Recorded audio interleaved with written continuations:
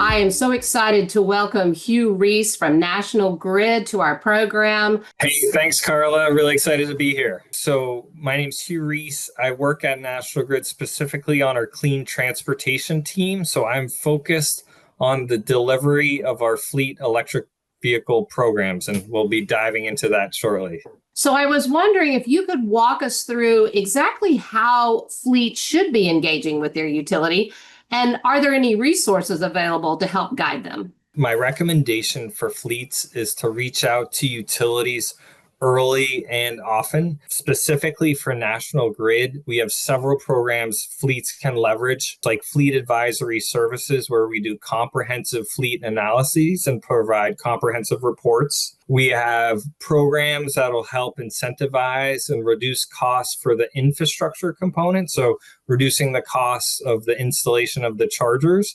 And then we also have programs to help offset and reduce costs of your utility bills once your chargers come online. What are some of the most compelling findings that you have that show that EVs are viable for fleets today? We're looking for vehicles that are, one, fit for purpose, so they operationally can do what the current diesel or gas vehicle does.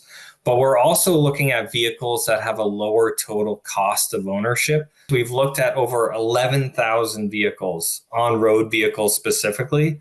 We've found 7,000 vehicles that we've recommended. So assuming that the fleets can find the vehicles that they need for their use, I know it's no secret that infrastructure costs are still a concern for many fleet managers. How are utility programs helping fleets manage all these upfront expenses? Our Make Ready program seeks to help drive those costs down. Specifically for private fleets, we can reduce the utility side costs upwards of 100%. We'll provide rebates to help offset the customer side infrastructure as well.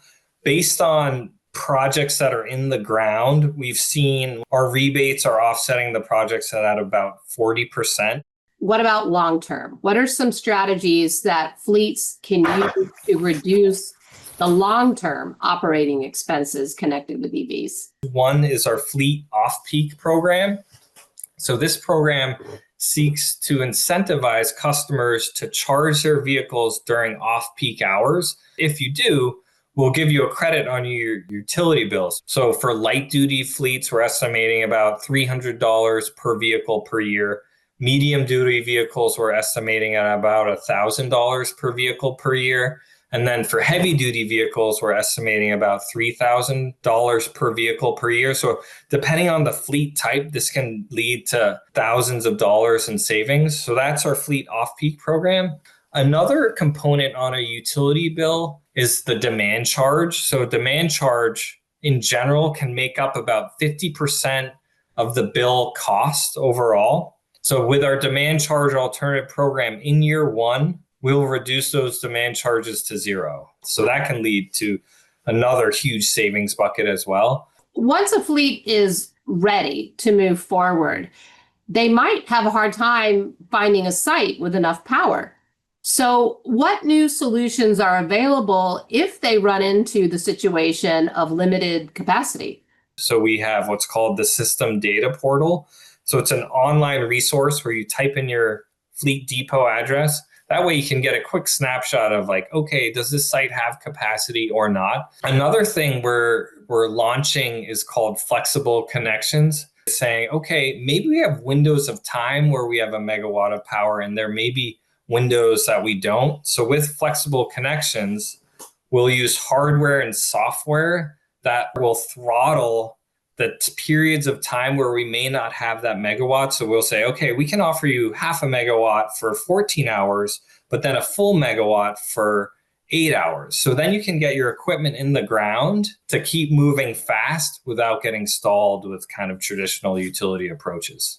A huge thank you to you, Hugh Reece with National Grid. This was a very robust discussion. Thank you so much.